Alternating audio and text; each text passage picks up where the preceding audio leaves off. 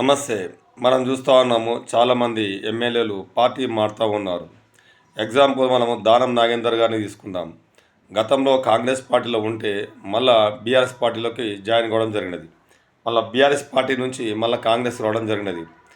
గౌరవ ముఖ్యమంత్రి గారు రేవంత్ రెడ్డి గారైనా సరే, మాజీ ముఖ్యమంత్రి కేసీఆర్ అయినా సరే ఒక్క విషయం ఆలోచించాలి. ఈ ఆశావాదులను మీ పార్టీలో జాయిన్ చేసుకుంటే అది మనము చిన్నప్పుడు ఎక్సర్సైజ్ చేస్తే మనకు కండలు పెరుగుతాయి. కానీ వయసు మితిమీరిన తర్వాత అదే కండలు బల్బుగా మారి కొవ్వుగా మారి అది బల్బ్ అవుతుంది. ఈ మిమ్మల్ని నమ్ముకున్న వాళ్ళకు టికెట్ ఇచ్చి గెలిపించుకుంటే వాళ్ళు విశ్వాసంగా పార్టీలో ఉంటారు. ఈ ఆశావాదులు రావడంతో మంచి నీళ్ళలో మురికి నీళ్ళు కలిసినట్టుగా ఉంటుంది తప్పితే. కానీ మనం చూసాం కేసీఆర్ గారు 100 సీట్ల వరకు కూడా మనం చూస్తే ఈరోజు ఏమైంది, ఆ పార్టీ ఓడిపోయింది. వీళ్ళని చూసుకొని మనం ఆశపడాల్సిన అవసరం లేదు, మనం బలం పెరిగిందని అనుకోవాల్సిన అవసరం లేదు. వీళ్ళ వల్ల ఒరిగేది కాదు, పొయ్యేది కాదు. ఈ పార్టీ మారిన ఎమ్మెల్యేలు అందరినీ కూడా ప్రజలు ఏమనుకుంటున్నారంటే స్వలాభం కొరమే పోయారు, కాంట్రాక్ట్ల కొరం పోయారు, లాబింగ్ల కొరమే పోయారని చెప్పి అనుకుంటారు తప్పితే. కానీ రేవంత్ రెడ్డి గారు చేసిన మంచి పనుల వల్ల పోయారని చెప్పేసి ప్రజలు ఏమాత్రం భావించడం లేదు. ఒక్కసారి కాంగ్రెస్ పార్టీకి ప్రభుత్వాన్ని ఏర్పాటు చేసేంత సత్తా ప్రజలు ఇచ్చారు కాబట్టి ఎక్కడ కూడా ప్రజలు తప్పు చేయలేదు. గతంలో టీఆర్ఎస్ ప్రభుత్వానికి అవకాశం ఇచ్చారు. కానీ రాజకీయ నాయకులు ఈ పార్టీ మారుతున్నటువంటి వాళ్ళని చూస్తే వీళ్ళని వైశ్యాలనాలనా లేకుంటే సానికొంపలు పుట్టినట్టు దొంబన్న కొడుకులనాలనా చెప్పేసి ప్రజలు భావిస్తున్నారు. మేము వేసిన ఓటు ఎవరికి వేశాము, ఏ పార్టీకి వేశాము, ఏ వ్యక్తికి వేశాము, ఇతను పార్టీలు జంప్ అవుతూ ఉంటే మరి మాకు ఓటుకి ఎందుకు, మరి ఓటు లేకుండా బొమ్మ బొట్స్ చేసుకొని మీరు గెలుపోవడం నిర్ణయించుకుంటే సరిపోతుంది కదా అని చెప్పేసి ప్రజలు భావిస్తూ ఉన్నారు. ఇది నేను అనడం లేదు.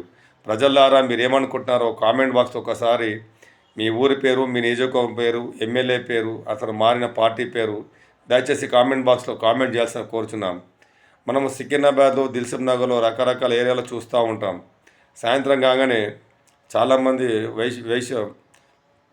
వ్యభిచారస్తులు వ్యభిచారం జరిగి చాలామంది లేడీస్ వస్తూ ఉంటారు. వాళ్ళు కడుపు తిప్పలకు వస్తారు తప్పితే కానీ షోక్కు రారు. కానీ ఈ యొక్క రాజకీయ నాయకులు పార్టీ మారుతుంటే వేశ్యలతో సమానంగా భావించాలి.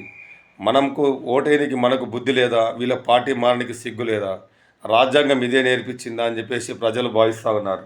ఇది ప్రజల నుంచి వచ్చిన మాట కానీ నేనంత సొంతంగా అన్న మాట కాదు. ఇప్పటికైనా నాయకులు మీరు పార్టీ మారితే మారండి, తప్పులేదు. కానీ మీ పదవులకు రాజీనామా చేసి మారాలనే ఒక బిల్లు తీసుకురావాలి. ఎందుకంటే గతంలో కేసీఆర్ కూడా కాంగ్రెస్ పార్టీ టీడీపీ పార్టీ లేకుండా మొత్తం విలీనం చేసుకున్నాడు. ప్రతిపక్షమే ఉండొద్దని కాంగ్రెస్ వాళ్ళని విలీనం చేసుకున్నాడు. ఆనాడు మాట్లాడే నాయకులు ఈనాడు చాలామంది మాట్లాడుతూ ఉన్నారు. మరి ఆనాడు కేసీఆర్ నవ్వుకుంటూ అందరిని జాయిన్ చేసుకున్నాడు. మరి ఈసారి వెళ్ళిపోతూ ఉంటే బాధపడుతూ ఉన్నారు. నీ ఊరికి మా ఊరు ఎంత దూరమో మా ఊరికి నీ ఊరు అంతే దూరం. కానీ మీరిద్దరు చేస్తున్న పనులు ప్రజలకు నచ్చడం లేదు. ఎవరు పార్టీ మారినా ప్రజలకు నచ్చడం లేదు. ప్రజలు ఏమని ఆలోచిస్తూ ఉన్నారు, మేము వేసింది ఏ వ్యక్తికి, ఏ పార్టీకి, ఈ వ్యక్తి వేరే పార్టీలకు పోతే మరి మాకు ఓటకు ఎందుకని చెప్పేసి ఎలక్షన్ కమిషన్ని కూడా నిలదీసే పరిస్థితి ఏర్పడ్డది. ఎందుకంటే ఎవరికో పుట్టిన కొడుకు నా కొడుకుని ముద్దాడుకోవడం అనేది భావ్యం కాదు.